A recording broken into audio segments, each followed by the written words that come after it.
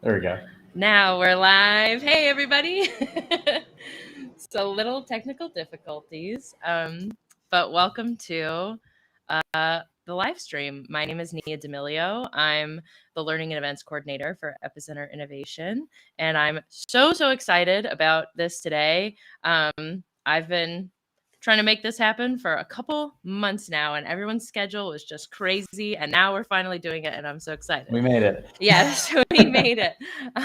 So today, in conversation, we've got Christopher Tarantino, the CEO and founder of Epicenter Innovation, and Robin Blanford, the CEO and founder of D4H. And today we're going to be talking about emergency management, tech and emergency management, and lowering the barrier in tech and emergency management. So should be pretty straightforward. I'll let the guys introduce themselves and then we can get off and running. So Chris, you can go first if you'd like. Okay. All right. I'll go first. My name's Chris Tarantino, CEO and founder of Epicenter Innovation. Chances are, if you're watching this on our page, you probably already know that. Hello, welcome. Thanks for being here. Really excited to talk with Robin from D4H and kind of talk through these topics. If you're not familiar with Epicenter Innovation was founded in 2013 with the mission of empowering resilience innovators to be more effective before, during, and after disasters. I think in this presentation, we'll kind of talk a little bit about that term that we've come up with, resilience innovator, and why that's come about. We are, by emergency managers for emergency managers, but over time we've evolved to not just provide training, exercise, consulting, and coaching, deployment services for those audiences, but also to try to understand how resilience manifests itself in communities around the world and how to help drive resilient culture in various organizations all around the globe. So really excited to be here and excited to have this conversation. Excellent. I'm Robin, Robin Blanford, D4H. I'm a founder and CEO of D4H, and we're the cloud platform for emergency response. What we mean by that is we develop technologies that try and 10 times the effectiveness of emergency response. And we say that wherever humans go. And we mean that because hopefully we'll be used on Mars one day. But right now, we're a global company operating. I think we're operating in 35 countries now. We've got being put into emergency management. Global team, fully distributed workforce, and trying to come up with better and better technologies to help people with their personnel, to help people with their equipment, to help people with incident management teams, all those different pieces around emergency management. Awesome. Thank you both so much for introducing yourselves and a little bit about what each of the companies do.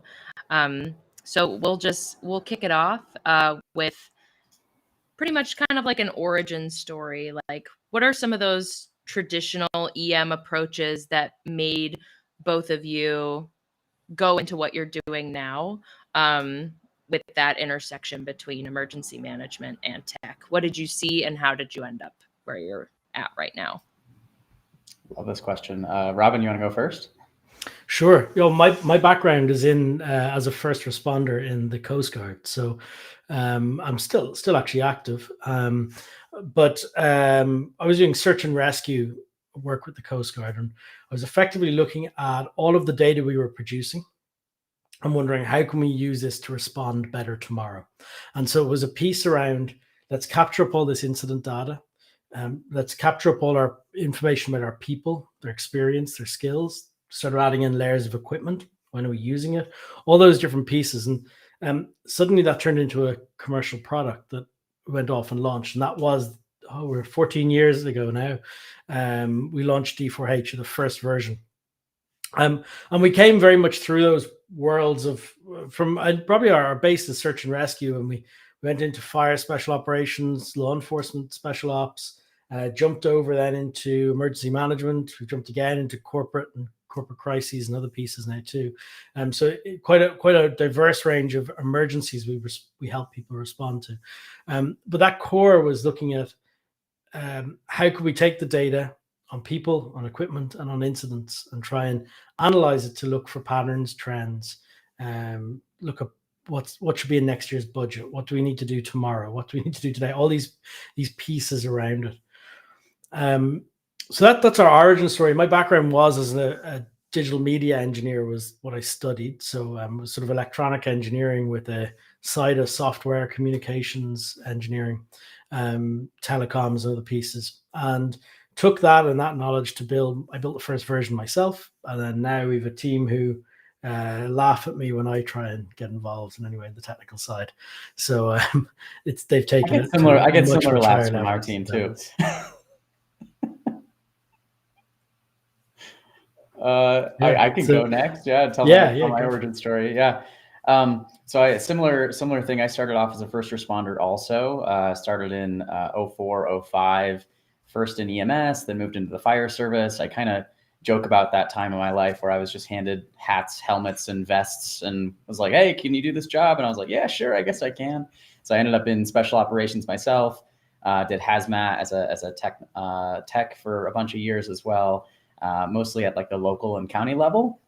And at the same time that I was starting to get involved in incident management, getting more interested in the FEMA structure of things, incident command and control, those types of environments.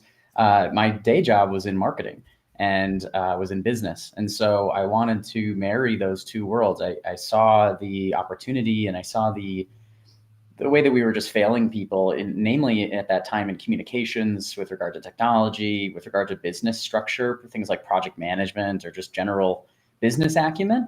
And I saw that, business has this imperative to get all those things done because they need to make revenue, but that government was always kind of falling behind.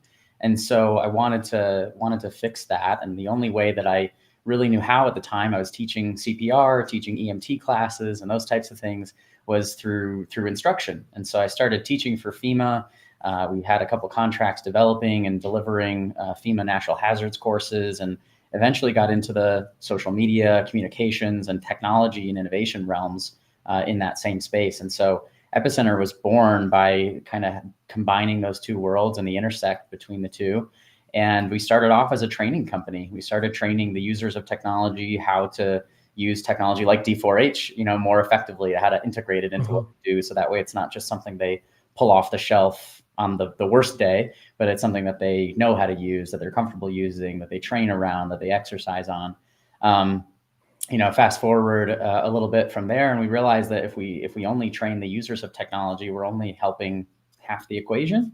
So that's how the other divisions of Epicenter Innovation were born, where we started with Deployment Services Division, Epicenter Deployment Support Unit, with staffing contracts and surge staffing arrangements to respond and recover to disasters more effectively. So we've done hurricane response, winter weather, wildfire, you name it, COVID, of course, gun violence prevention. We'll actually go and provide personnel. We still do training and exercise. We still do coaching and consulting. But then we also started working with the tech industry, with tech companies and innovation-minded organizations that produce solutions for the field to help them make sure that their solutions actually meet a dedicated need, and that it's actually helping moving the industry forward, helping kind of demystify and, appropriate for this session, lower the barrier to getting those technologies into the hands of the people that need to make decisions and need to make good things happen. So that's kind of how we evolved. And that's where that term resilience innovator actually came from, is that we first thought that we were for emergency managers, but now we've realized that there are a lot of other people in this realm that don't have that title, but have that responsibility and have to build resilient cultures and have to adopt technology to support their own resilience and build innovative minded teams. And that's what we're there for. Yeah, along those lines, Robin, I'm curious, like with D4H and the technology that you use beyond emergency management, what are some of those areas that D4H sees, like, oh, some maybe that you wouldn't even expect, like, oh, these people use our technology that aren't necessarily hard emergency managers? Oh yeah, we've all sorts coming through from everything. From I think our weirdest one was a group of ghost hunters who were getting ready for a ghost sighting, and so they were prepping all their ghost hunting equipment and logging incidents every time there was a sighting. And yeah, that's one of the weirder ones. that didn't last. Surprise, surprise. So they found all the ghosts, right? They don't need the software anymore. Didn't want to renew.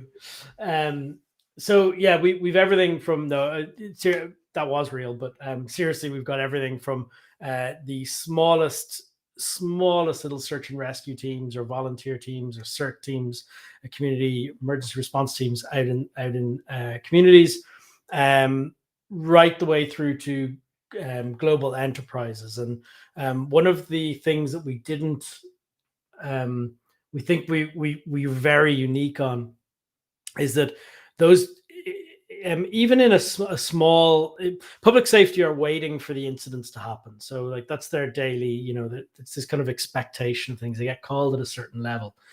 In a non-traditional response setting, such as a corporate, or it might be an airline, or it might be a pharmaceutical site, or even just an office space, you've got a security team who sit there dealing with the front of everything. So all these big emergencies tend to come from something very, very small at the start. So you get these small event. It could be as simple as a suspicious package is dropped off somewhere, right?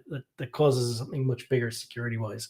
It could be something like a perimeter breach on the site, and then it evolves. It could be a CO2 alarm somewhere in a tank that then turns into an explosion.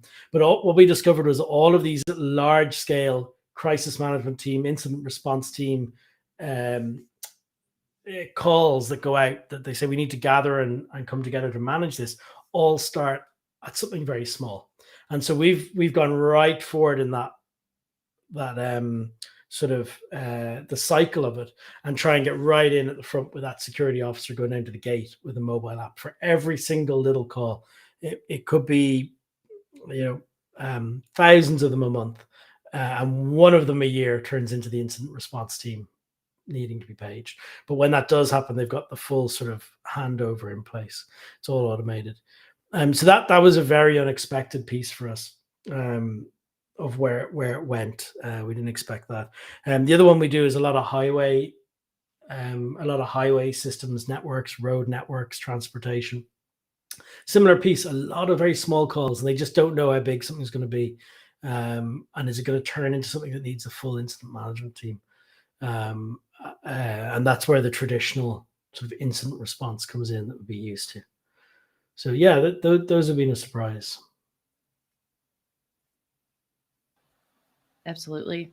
And I'm curious from both of you, with some of those more unexpected things, something that I found in working in emergency management, I don't really come from emergency management, is that EMs are so knowledgeable about stuff, but like everybody else isn't. Kind of what you were just speaking to, Robin, like people who aren't usually dealing with these things on a regular basis just don't know how big it can get. So I guess, what are both of your perspectives on tech, or just general innovations in EM, managing some of that informational piece, like communicating to folks, just because they use the technology, are they really imbibing that, like, this could happen again, and this is your life now, or like this could be your life now?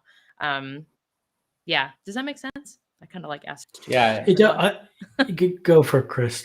Yeah. Okay. I was just going to say, I think to start to approach an answer to that question, you have to first recognize that the human condition doesn't want to believe that reality, that no matter how much data you give, no matter how many studies you do, no matter how much you see in the world, the average human being doesn't like to think about their own demise and doesn't like to think about interruptions to their status quo. We're biologically designed to not want to think about that stuff. If you've never seen any of the talks online about like optimism bias and those types of things, the ability of our brain to really make us think differently about these items and to really ignore critical foundational truths about our own vulnerability is staggering. It's amazing, actually. And it's a defense mechanism. If you ever read The Unthinkable by Amanda Ripley, it's designed that way as for a reason, and it's helped our species survive many things that it probably wouldn't otherwise have. However, now in the 21st century, when we're trying to communicate with all the noise and all the misinformation and all the competing priorities, that makes a really complicated landscape to try and influence a decision, whether it's a small decision like creating a kit for your a Go kit for your office or for your car, or a big decision, meaning I'm going to abandon my house because there's a fire coming over the ridge. It doesn't really, what we've seen in a lot of the research is you can be shown that information many different ways, many different times, and still people will try their best to rationalize in the other direction, no matter what we do with it. So I think that understanding that fundamental truth about just the human brain is where you have to kind of start with that equation, is that you're always going to be working from a deficit, and it's extremely hard to innovate from a deficit. We always talk about, at least with our team, and I'm sure with yours, Robin, like there's got to be a strong foundation for innovation to thrive. And that's why we start with the resilience concepts, why you have to have a resilient organization, why resilient organizations are made up of resilient people, and why you have to know yourself and be self-aware in order to be fully resilient. If you can start there and give people the tools, the information, all those types of things to make strong decisions, that's really all you can do. However, you got to recognize the fact that there's always going to be a group of people that are going to resist, whether it's because of education, which I think is sometimes the assumption, but it's not always the truth. It could just be that they're resisting because they don't want to believe. Yeah, I think what we see that surprised me on it is, you have these big statewide or state level responses to a lot of these incidents, but a huge amount of the work is happening in much, much, much smaller EOCs. And within those, there's an emergency manager. Your piece, Nia, knows everything. And then they may have an assistant or a deputy, and then everybody else is just doing another job and gets pulled in to fill a role.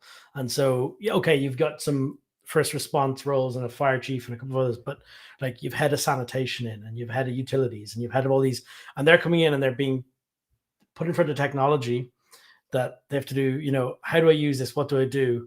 I think that's one of the huge barriers there, is they're not easy enough to use. And the easier and easier and easier that technology can be, you're talking about resisting the information, people resist any new tools. So you put anyone under a little bit of stress, they revert back eventually to a pen and paper. I mean, eventually enough stress, put tools in front of people, like writing tools, documenting tools, and they'll work their way down from the mobile app will be thrown away. They'll move to like a screen, and then the app will get thrown away. They'll move to a spreadsheet, and then a Word document. It slowly gets, then a notes file, and then just pen and paper on their desk.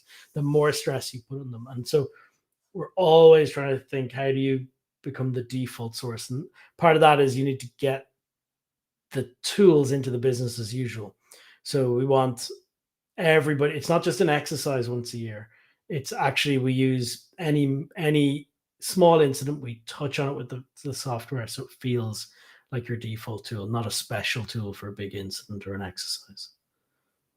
Yeah, I think that's the demise of a lot of emergency management programs, and I think that's starting to go away. Luckily, is that this idea that you take the emergency manager off the shelf and use them when there's a disaster, and then you put them back, and I think that bred a certain style of emergency manager also that was really good in crisis, but wasn't very good at managing leadership, wasn't very good at coordinating with the community. They were really good at the one thing. But then most of the time, 95% of the time, they weren't necessarily building a resilient community. They were just getting more and more ready for when the bad thing happened. And obviously that's shifted quite a bit these days now, where our field is more professionalized. Like, yeah, we are still, Nia, to your point, I think kind of the Jack and Jills of all trades, and still the master of none, potentially. You do have to know a little bit of something about a little bit of everything. And I think that's cool. I do. I think that's really fun. And that's definitely why this field appeals to me personally, just as an individual. I like to dabble. Nia knows this. I'm intensely curious about so many different things. And I think what's cool about emergency management is that you can apply a curiosity like that in a unique way. But I think that the days of kind of the hierarchical know-how, the knowledge engine where one person knows everything, one person drives everything, one person has the keys to the software, one person knows the plan. That's going away. And I think what's replacing it is that more kind of starfish theory, where more people are smarter, right? The wisdom of crowds, where, you know, the janitorial staff that you mentioned, Robin, right? And the healthcare workers and the people that we previously thought of as people that we needed to manage around or people that we needed to protect are also now being recognized as contributors to the solution. And they're recognizing the fact that they are experts in their own right. And if we're planning around utility-related disasters, we should talk to those utility personnel. We should talk to those janitorial staff members, and we should bring other people to the table, because that's how a resilient community is built, and not one that's just dependent on one singular individual or a small team that's under-resourced, understaffed, and overstressed. Mm-hmm. I'm curious also, something you said, Robin, sparked this question in me, but you know, certain disasters or incidents or hazards will lead you to a place, especially in smaller, maybe more rural communities, lead you to a place where like tech might not even be an option for a little bit of time. So I'm curious about both of your perspectives on that, and then maybe additionally kind of like swinging the pendulum the other way, like any lessons learned during the pandemic when sort of like everything was going tech. That dichotomy is interesting to me. Yeah, so we've been saying this for a decade. Everybody keeps, hey, oh, but what about when there's no internet? Oh, what about when there's no internet? And we've been saying it for a decade, that is a disappearing problem, right? It's solving itself. It is a complete, for money, it is a completely solvable problem 10 years ago. It is now a not expensive problem to solve. We have a customer with a comms trailer for their command post out in the field, and they joke with us, they've internet's no problem, they've more internet than oxygen. Like, it's just, they can, and you'd think they're able to, or refilling their air compressor for their SCBAs and stuff. Like, that's a problem for them in the field. Internet isn't. You look today in Ukraine and Starlink and the impact that's having. I think there's 50,000 terminals from Starlink are in the Ukraine operating with the military there. I mean, it's a huge number, and that is in very remote locations with not even a power grid.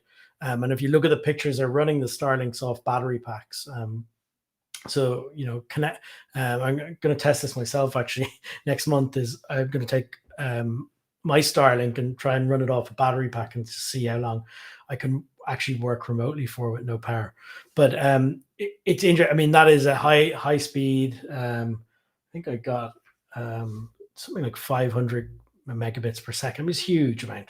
No problem at all. So like this problem is disappearing. Rural areas. You've also got lots of other satellite technology for location, positioning, basic messaging.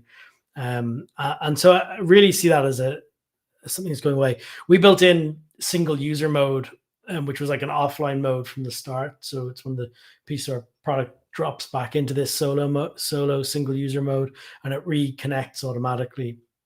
And when you get back in, so it's built for this kind of intermittent moving between Wi-Fi or signal zones that you could use it. It was rural areas. What are the issues? To me, it's that big person. It's the number of people available, the number of people used to. Incidents are a rarity, or big incidents can be a rarity.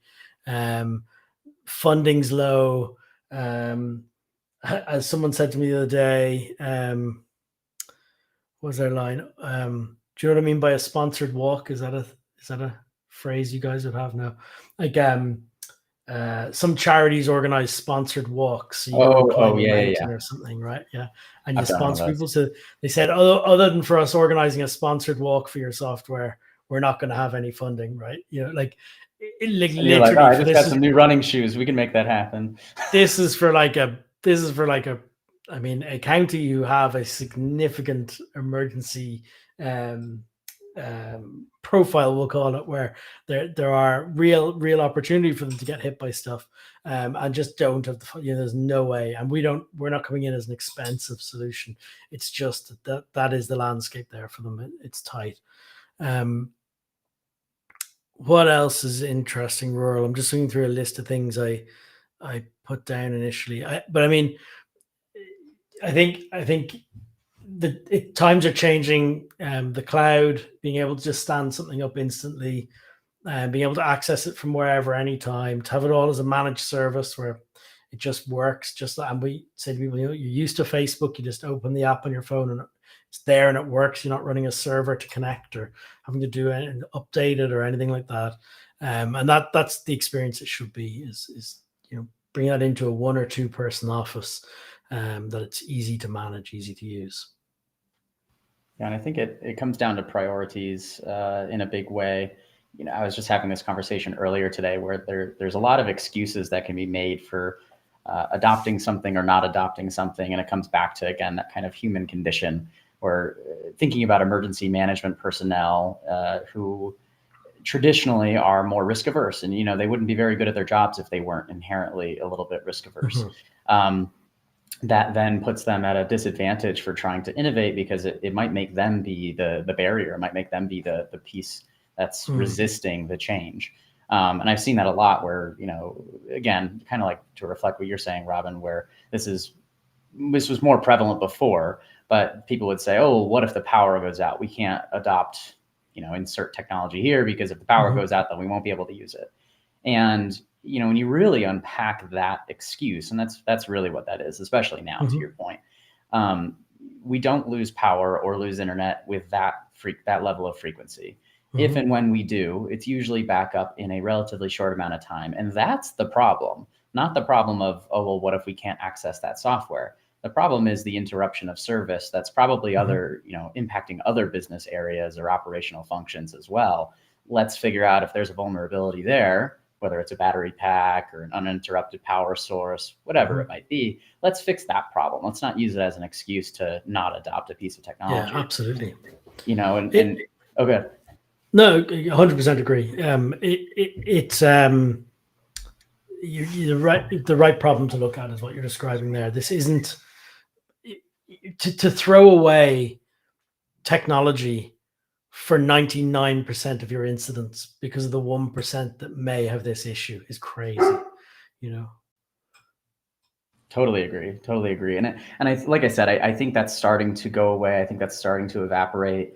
But we're still missing the mark in some ways, I think, in terms of like trying to lower the barrier and making sure that everyone in our field and also the people on the fringes of our field, those resilience innovators that we're talking about, that are, without the title, still trying to accomplish a lot of these missions that we're talking about here. In order to make that reality, we have to learn what the leadership priorities actually are.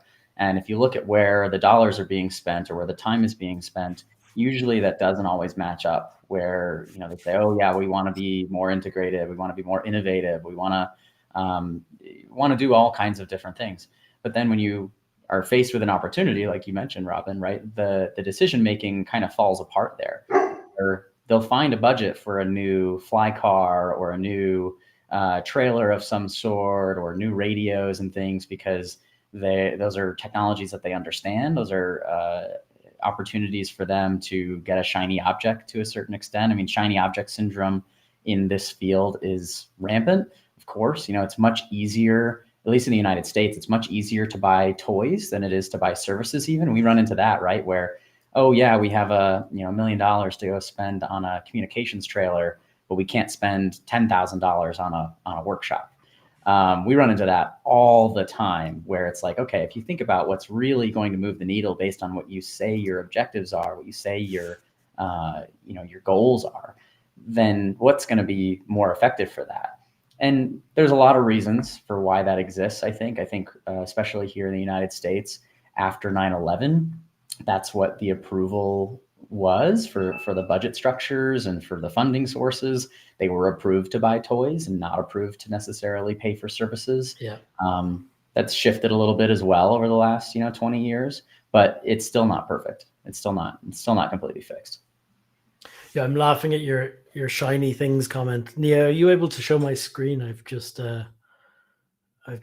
We actually built this pyramid and we put shiny things on the top, right? For this exact reason.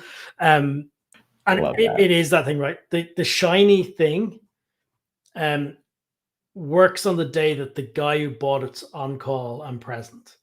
And the shiny thing that's the whatever it is, the thing from hazmat to go, special camera system to go down range, or and send your video footage back up, or the special radar or sonar equipment, or the drone or the UAV, or all these shiny toys that are out there, and technologies. They all, without a proper pyramid, I mean, this is what we talk about all the time, without a proper pyramid underneath them of, we do all this, like, have you done known costs? Do you have a predictable needs around it? The analytics on it for budgeting for the future occurrence of it, known history. Are your people trained and ready to use it? Is your equipment, the actual shiny thing, maintained? Is there a process and program in place for it? And then do you have a coordination system around all of this? And that's what we try and solve when we talk about, now you can put the shiny cap on your pillar. Now you can go buy your UAV or buy your camera system or buy your new radio network, because without that, the person who knows literally how to plug it in and connect it up or charge it or maintain it or clean it afterwards, when they're not there at 3 a.m., it just doesn't get used. It's like I'm talking about going back to pen and paper. So if you want the shiny thing, we talk about putting in place this whole pyramid first. And I'd probably argue that this is really an hourglass, right? Where then I would flip this pyramid over and put it on top, where, okay, you get the shiny object, and then you have to go through again and you have to reassess, do we need to modify our coordination systems at all? We do, of course, and this is where we come in, have to train our people again, have to educate them, have to enhance their operational frameworks or their structures or project management. Then we have to see if there's other equipment that are impacted by this new procurement that we've come up with. And then there's probably additional costs, additional needs, and other things that have changed because we've changed the construct that we operate within. And I think, we run into that a lot with our campus safety work, where we work in healthcare, higher ed, and those types of campuses to help them with their safety technology and things like that. And frequently they want to buy a system, right? We'll get a call sometimes. They'll be like, okay, we want to adopt a new mass notification system, or we want to buy a new access control identification and badging system or whatever. And we'll say, okay, that's great. Have you looked at what implications this is going to have for the way that you do business, for the way that you operate, and the other technologies that you're using? And the answer is sometimes yes. I'd say oftentimes it's yes, because they do think about it, but then they don't necessarily take it a step further and really think truly about the implications and the impacts to their personnel and really what the total cost of investment is going to be. That total cost of ownership isn't just what the license costs year over year. It's all the changes that happen as a result of that. And it could be eventually a cost savings, but a lot of times if you don't account for those items and if you choose the shiny object as the finish line, then you're really going to be in a world of hurt a year, 2 years, 10 years down the road, when you have a Franken system that you have to navigate around. And we run into that a lot. Yeah, for sure. I mean, we're always cautious that we don't become the shiny thing. We don't want to be on that top of that pyramid. We want to be underneath it. And so, and really, for a lot of people, for I'm going to say for volunteer teams where it's their passion and it's their hobby, and I'm one myself, it's everything you do after work. It's all that fun, it's all that involvement, it's all that giving of time. I think we can become a shiny thing. For people who are doing it as their 9 to 5 or shift work, it's their job, we're as exciting as Excel, because we're just an administrative tool for their job, which is a great position to be in. We're not the shiny thing on top. The drone they're excited by, the camera system, but we're just keeping your records well.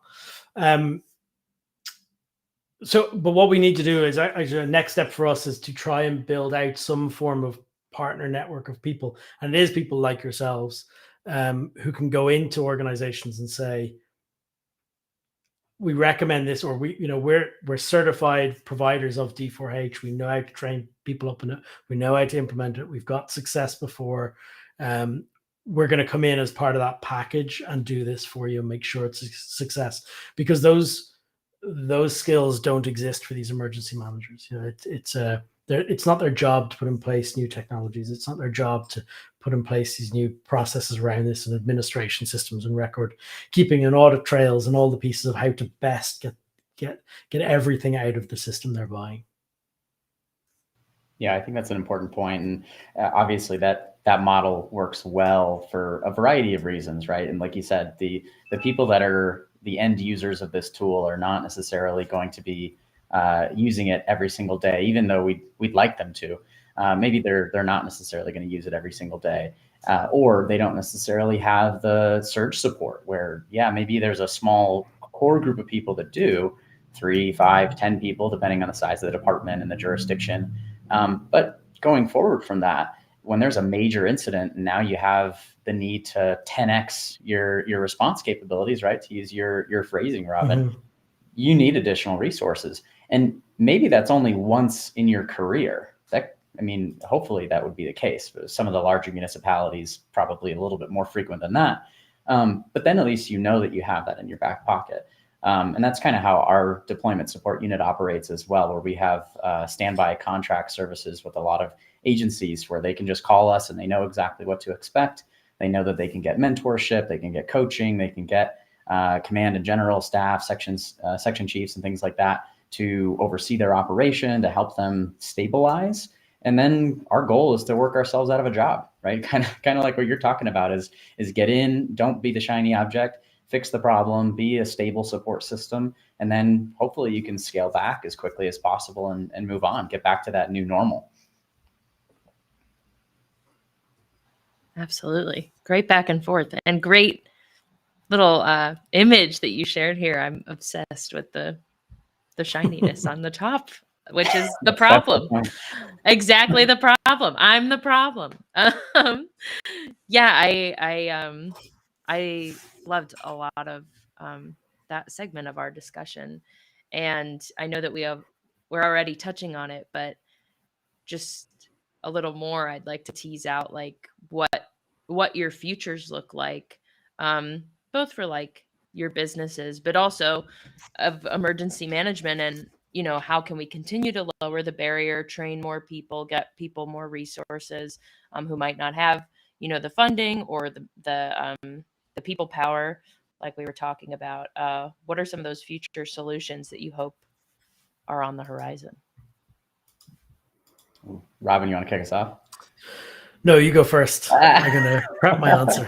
Oh man, it's a tough question. Okay.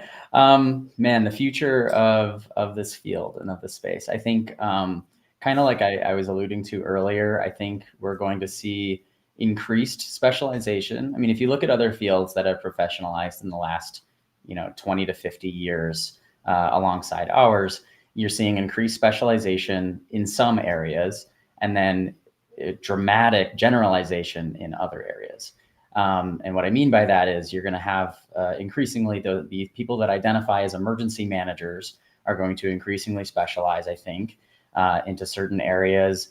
I don't know as though we're going to see as many single man or single woman shops in emergency management going forward. I hope not, because I think we've seen the detriment that can have, especially in light of COVID and the staffing shortages and the implications to mental health and the brain drain of people leaving as a result of poor work-life balance and everything else that comes along with that. So I think we're starting to see people that are trained more in the field. They are emergency managers, not just because they once decided, or a mayor tapped them on the shoulder and said, and now retired fire chief, you're the emergency manager of your community. But people that are actually have degrees and are educated and likely have a complementary specialty. And that's part of the reason why, our people with the Epicenter innovation team, our extended team, are so unique, at least now in the way that the emergency management field is structured, is that all of them are emergency managers, but almost all of them have a secondary expertise area that makes them unique and has them approaching challenges from a unique angle. So I think we're going to start seeing more and more of that. For example, in the weather community, this has been happening more and more in the last 5 to 10 years. Meteorologists previously went to get a degree in atmospheric science. They'd get a bachelor's, they'd get a master's, maybe they'd go for a doctorate, and that'd be it. They would just specialize at a very core level, a very foundational level in the thing that they wanted to do. Now we're starting to see, specifically continuing with that analogy with meteorology, we're starting to see meteorologists that also have degrees in emergency management. And those are the types of people that are helping with decision support conversations, with consulting on events and things of that nature, and starting to not just understand the science, which is important, of course, especially for their field, but can also understand the application of that science. I think we're going to start seeing more of that in the emergency management space, whether it's for planned events, whether it's for utilities in emergency management, whether it's for higher ed in emergency management. We're going to start to see more. I think the other thing that I see for the field is, and I'm a little bit of a biased party, but I do think this is true, is increased privatization of a lot of emergency management functions around the world. Maybe not for the core functions of, emergency management director for, municipality A, but other functions as well that are maybe even more highly specialized or are more just of an ad hoc nature, that you need this resource only when you're in the immediate post-recovery operation. I think we started to see a lot of that more and more with the hurricane responses over the last few years, where we would have a certain group of people that would come in for the immediate response and immediate recovery. And as soon as the next hurricane came in, they'd roll on to the next incident because they did their work, and now it's on to them, and they're active in a certain very specific window of time following a disaster. I think we'll start to see more of that. In terms of, there's a lot in your question, yeah. In terms of where I see our team fitting with all of that, I think is leaning into that, understanding that more people are going to start addressing their relationship with risk, and that more people are going to start recognizing that they have a piece of the puzzle, the resilience culture puzzle, and giving those resources, enhancing the output of those resilience innovators around the world, and helping them be more effective. So for us, that ties into the research we've been doing over the last year or so, which I don't think we've publicized yet. I don't think we're allowed to publicize it yet. But we've been doing some research over the last year about that. Yeah, just forget. We'll scrub that out. We've been basically trying to better understand resilience innovators as a persona and not just as a profession, and helping people better understand their unique breed of resilience innovator, what their type may be. And so we've done a lot of research related to that over the last year, and we'll have a big announcement related to that probably in about a month or so in November. So I think what that means for us is that, we'll be able to get more targeted with what we offer, and not just offer it to this blanket population of emergency management professionals, but to then start to make these concepts more approachable to entrepreneurs, to utility management professionals, to higher education, to all these other groups that still have to create resilient communities, but don't always have the backing to do so. Great. I think from what I see is just barriers are dropping everywhere. And if I talk about some of those, I mean, really the next generation of emergency managers, or I should say this generation of emergency managers, are digital natives, as per the phrase. The expectation is technology integrated into everything. The expectation is this is on your phone that you take out of your pocket at any time you want. You're standing in a queue, like at a shop, you can manage your incident from your phone. Like that is the expectation. Everything else is substandard. It's not even a sort of a cool thing. It's just that's everything else they do. They want everything to be self-service. There's a real piece of, I want this sort of no code environment. I want to be able to customize it all myself. I want to be able to be reactive. I don't want costs every time I want to do that. Everything feels easy and customizable and works. I think costs are dropping of all this technology. I know we've come in at a significantly more affordable price than sort of a lot of the other market players, and that's a mix of being a small company who can be.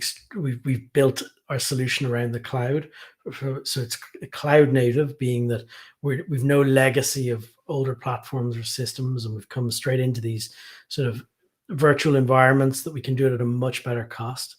Connectivity is increasing, which we talked about. I think another big trend is emergency managers are moving out of emergency management.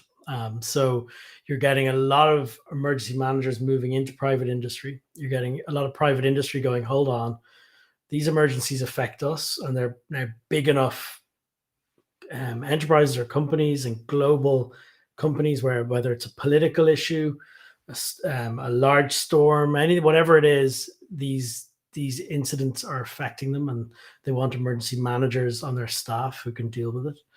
And I think one of the biggest realizations for me, I would say over the last 12 months, maybe 18 months ago, if you were to ask me 18 months, I do demos of our software all day to customers.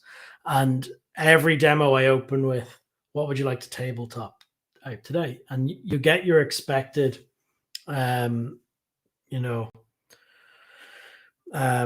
say 18 months ago, 9 out of 10 was, can we do an active shooter? Right? Can we do an active shooter? We do an active shooter. And for the last year, solidly, they've been climate-related incidents. That's the big one. And I say, I don't want to tabletop your once a day. I don't want to tabletop your once a career. What's the sort of once a year in there for you? And it used to be active shooter, now it's climate change. And it's flooding, it's droughts, it's wildfires at all sorts of unexpected times. My understanding is even if we stop emissions today, it gets worse for another 25 years. That's a pretty bad place to be in. And that's where I see a huge amount of this industry going. I think a lot of the other incidents are going to pale in comparison for emergency managers compared to what's coming from the climate. This is going to be big, and they're going to be really significant incidents that unless your rural county with no budget can deal with these things from a readiness perspective through to response, I think you're in trouble is what's coming. I would definitely agree with that. I think the interesting part of it all is that those climate-related hazards and impacts, the consequences of those scenarios, will look similarly and feel similarly to things that we deal with, pretty regularly, pretty frequently, like flooding, for example. I joke with my meteorologist friends that flooding is the +1 of every disaster, right? Because if you have a major blizzard, it's going to flood eventually afterwards if it melts a little too fast. You have a wildfire, as soon as it starts to rain, you might have flooding. Hurricanes, storm surge, you name it. Flooding is the most prevalent, and extremely deadly disaster that we deal with.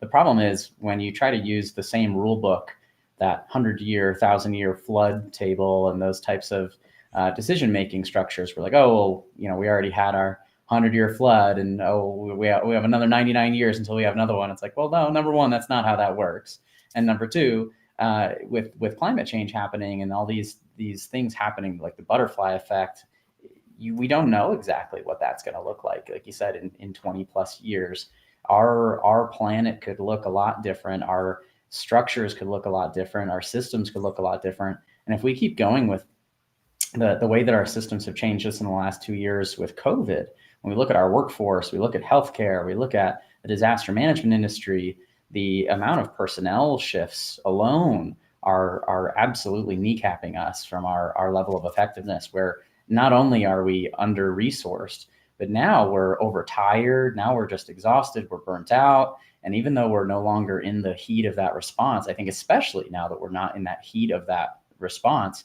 we're just tired and we're kind of spent. I mean, I can't tell you how many times people are like, yeah, I just got back from vacation and I feel like I need to go on another one. Because we're fried. And I think we haven't built in the structures to really protect our people, because we built the emergency management profession assuming that these things would be infrequent, that these would be just in case structures. And in reality, especially when you lay climate change and those types of factors, the pandemic response, thinking about globalization and just how that all evolved as a result of our economic and global societal factors, the landscape's very different now, where we're always going to be on in some facet. It may be extreme or it may be minor, but we know that that's going to be the reality.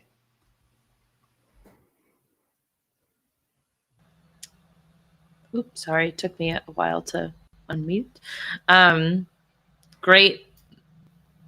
Great perspectives, and I think it did such a good job at circling back to what we kind of opened with, which is like, me listening to that, I think my brain was like, I don't want to hear that the future is bleak, but it's the reality. And I feel like, folks like us and people across the industry are trying to figure out how to better it. I know we've got like about less than 10 minutes left, so I'll just ask you a question. And that would be something that we talk about at Epicenter all the time, is values. And I think that having the right foundation, like you were saying earlier, Chris, is, half the battle in responding to things. So if you could give like your one, I don't want to say one piece of advice. I'll say like, if you could like offer up like a couple of values, or like your one big value that you think would see a smaller OEM, or just an OEM without resources, or someone who's totally not in emergency management but is dealing with this in a new thing. What are some of the values that you'd recommend to build that foundation so that they can be more prepared? Yeah, I can kick us off if you want, Robin.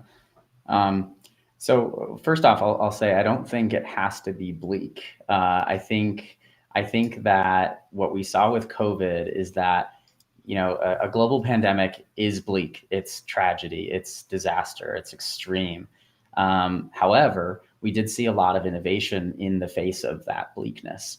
And I think the reason for that, and I'll tie this to the value conversation, the value question that you just asked, is that we sought to break down as many barriers as possible, simplify where we need to simplify, refine where we need to refine, and then capitalize on what we need to capitalize on.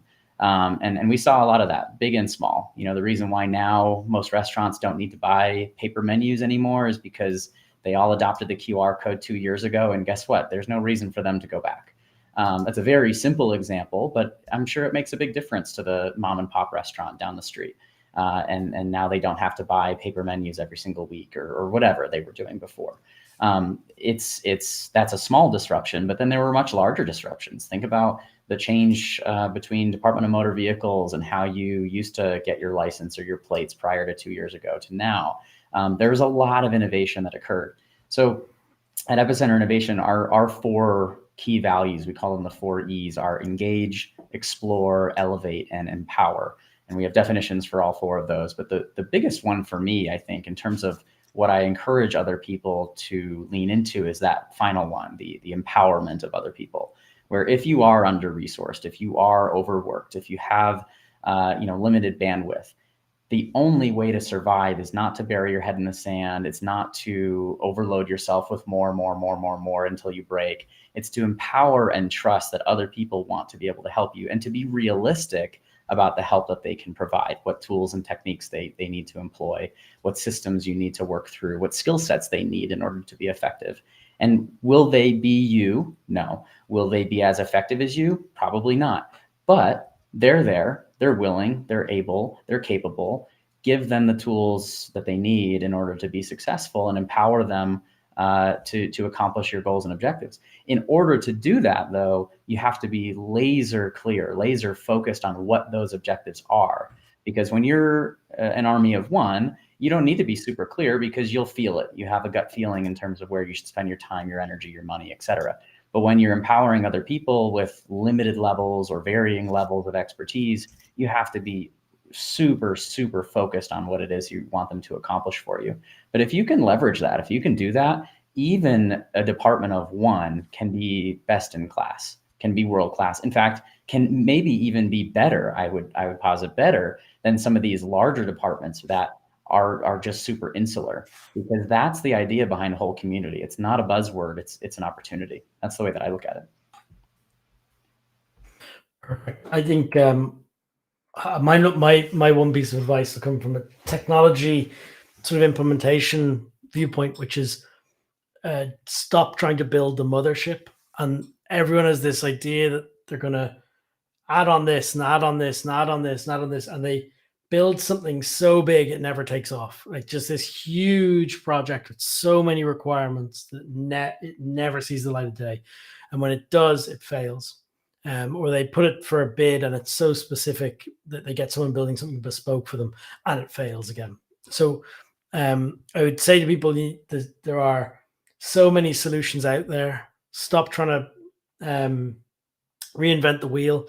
Use open connectable solutions that you can plug into each other. Use the best practicing the best practice mass notification tool for your need, which will be different than maybe the county next door. Pick the one that suits you. Use the best equipment management tool. Use the best personnel one. Use the best incident management tool. Use the best IAP builder. But use them all interconnectedly. So go out and get all those systems, connect them up, and stop trying to build one huge platform that does everything. I think that's my piece. Start small. Go hybrid at the start. You don't need to day one do everything on a mobile app or with a touch screen or anything else. Just keep your pen and paper and use a scribe to use the software. And one person in the room can use the software solo, and everyone else can work as they do, and that scribe can get it going. And then people with interest will start getting into it, and it'll just build from small in a hybrid manner.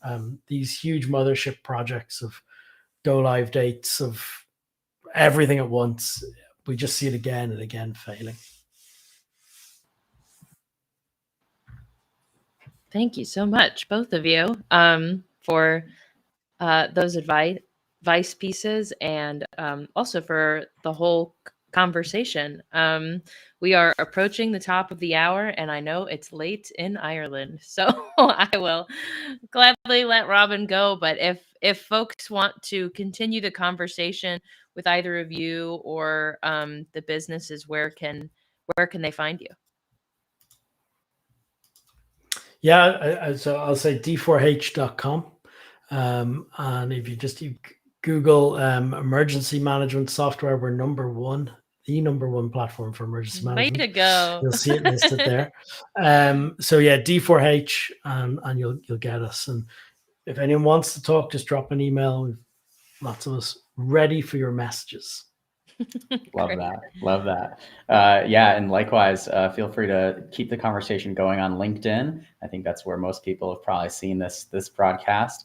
Feel free to drop a comment or connect with myself or Robin. And then, yeah, our website is epicenter-innovation.com. Awesome. Thanks. And you can always reach out to me personally on as well, though these guys know way more than I do. So you can approach them first. I'm your last resort. Thank you both so much for joining me here today. I had a blast, and I'm so glad that we were able to do this. And I hope to talk again soon.